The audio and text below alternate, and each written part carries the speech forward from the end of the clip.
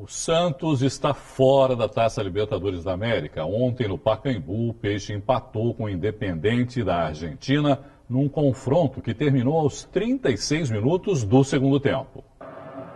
Com os nervos à flor da pele, o Santos tentou intimidar o Independente ao invés de atacar a consciente equipe argentina.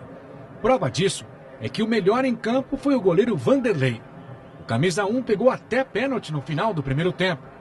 O alvinegro praiano buscava abrir o placar de uma forma atabalhoada, na expectativa que um primeiro gol desestabilizasse os adversários. O Independiente esteve mais perto da vitória o jogo todo, mas também depois de tudo o que aconteceu é perfeitamente compreensível o mau rendimento da equipe brasileira. Empatar na bola em Avellaneda e no dia da partida da volta ficar sabendo que tem que vencer por 4 gols de diferença quebra qualquer planejamento. O tempo passava e com a eliminação nas oitavas de final cada vez mais perto, a torcida explodiu. Cenas de vandalismo deploráveis fizeram o árbitro encerrar a partida aos 36 minutos do segundo tempo. Fora da Libertadores no tapetão, fora da Copa do Brasil com arbitragem polêmica e numa situação delicadíssima no Brasileirão, a atual diretoria precisa começar a administrar o Santos de uma forma como um clube do tamanho do Santos deve ser administrado. Para falar mais sobre o Santos, eu recebo aqui no estúdio o jornalista do Santa Portal, Rodrigo Martins. Rodrigo, boa noite, obrigado, viu, por estar com a gente aqui mais uma vez. Na entrevista coletiva, depois do jogo, o técnico Cuca fez críticas abertas, públicas, à diretoria do Santos depois dessa eliminação de ontem à noite. Tá certo o Cuca em ter feito as críticas que fez, você acha, Rodrigo? Boa noite, Irineu, boa noite a todos. Eu acredito que o Cuca tem uma grande parcela de razão no que ele falou. É claro que a gente não pode deixar de lado a questão da punição da Conmebol, que foi uma punição absurda. Mas essa questão política que a gente viu aqui no VT, do Caderno Regional, mostra bem como está a situação do Santos. O Santos foi prejudicado no jogo contra o Cruzeiro em Belo Horizonte. O Santos tentou um afastamento do árbitro, nada aconteceu.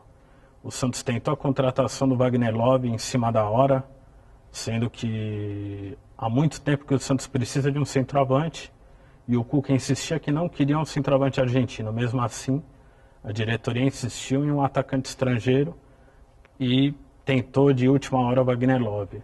Agora essa questão do Sanches, que por mais que o Santos tenha a sua razão, você não pode ser tão ingênuo quando você está jogando com um time argentino, principalmente contra o Independiente. E se tratando de Conmebol também, né, Rodrigo? Quer dizer, não é a primeira vez que isso acontece. Né? A gente tem um histórico na Conmebol que o vice-presidente da Conmebol é presidente da Federação Argentina, que é cunhado ou genro, não me lembro ao certo, do presidente do Independiente, que é presidente do Sindicato dos Caminhoneiros na Argentina. Então é toda uma política e o Santos foi muito inocente, foi muito ingênuo. O Santos nunca poderia ter confiado somente no sistema eletrônico, sendo que nem a própria Conmebol num país civilizado, que não é válido. Não, num país civilizado, o tal do Comet, né, o nome lá? Comet, isso. Comet. Deveria valer, não é? Sim. Mas se tratando de Conmebol e de Sul-Americana, quer dizer, realmente, porque se você vai lá e diz que o jogador está em condições, mas não está, então, ou tira do ar, né, aquele sistema, sim. Ou não, né, ou aquilo vale, mas não é, infelizmente, o que aconteceu. Tanto que o presidente Pérez alegou que o delegado da partida consultou o Comet e disse que o Sanches estava apto a jogar. Mas o Santos poderia ter pedido por escrito, se garantido como o River Plate fez e acabou não sendo punido. Agora, dava para esperar mais do Santos dentro desse cenário todo que você mesmo já citou? Dava para esperar mais do time dentro de campo, Rodrigo? Então, é difícil a gente analisar um jogo que ele tem facetas muito dramáticas, né? Se você for considerar o próprio Cuca, o Vitor Ferraz falou da questão de não saber quanto que o Santos precisaria fazer no jogo. Quer dizer, toda a preparação que o Santos poderia ter para o jogo foi prejudicada porque a Conmebol tomou a decisão no dia do jogo. Então... A morosidade em tomar também a decisão foi pior ainda, né? Quer dizer, havia já uma expectativa de que o Santos fosse punido. Mas Então decidisse logo, né? Isso, olha, tá punido, pronto, acabou, o time vai recorrer, enfim. Exatamente. E o Cuca admitiu que poderia ter pensado o jogo de uma maneira diferente. Ele falou que pensou em uma uma virada heróica, colocando 4 atacantes, que foi um esquema que com o Jair Ventura já não tinha dado certo. Ao invés de colocar aquele time que vinha jogando jogar com 4 atacantes, com um pouco mais de força no meio, improvisou Pituca na esquerda, acabou que não deu certo, o time estava muito pilhado. E o Independiente é uma boa equipe. Talvez não precisasse desse recurso do tapetão para conseguir a vaga. Sim. Teve um bom desempenho lá e teve um bom desempenho aqui, Sim. tanto é que teve mais chances, inclusive, de marcar o gol, né? E sair na Sim, frente. Aí sim. o Vanderlei, como a gente viu aí na matéria, mais uma vez, acabou salvando o time. Agora, independente disso, lamentável a atitude da torcida, né, Rodrigo? Quer dizer, partir para esse tipo de vandalismo, de violência, nunca é a solução. Então a gente repudia, né, completamente as cenas, infelizmente, que aconteceram ontem. A gente entende a situação, pelo nervosismo, enfim, por todo o cenário que se montou, mas nada justifica a violência que aconteceu. Tudo bem que o Santos não tinha grande chance, mas tinha mais 10 minutos praticamente de jogo. Sim, Antes que não pudesse marcar um gol, pelo menos, para aliviar um pouco, né, a situação. Futebol a gente nunca sabe, né? Mas e fica aquela situação, o Santos ainda pode sofrer maiores punições por conta disso. Bom, o prejuízo já vai pagar, né? Vai ter que pagar o prejuízo dos estragos lá no Pacaembu. A Prefeitura de São Paulo já notificou o Santos e vai mandar a conta. A respeito de que terá que arcar com os prejuízos. Bom, o Santos fica fora da Copa do Brasil, fora agora da Libertadores e atualmente é o 12º colocado no Brasileiro com 24 pontos. É um ano para esquecer, para arriscar do calendário aí do Santos, Rodrigo? É uma situação, né? O time pelo menos está conseguindo evoluir, está saindo ali das últimas colocações.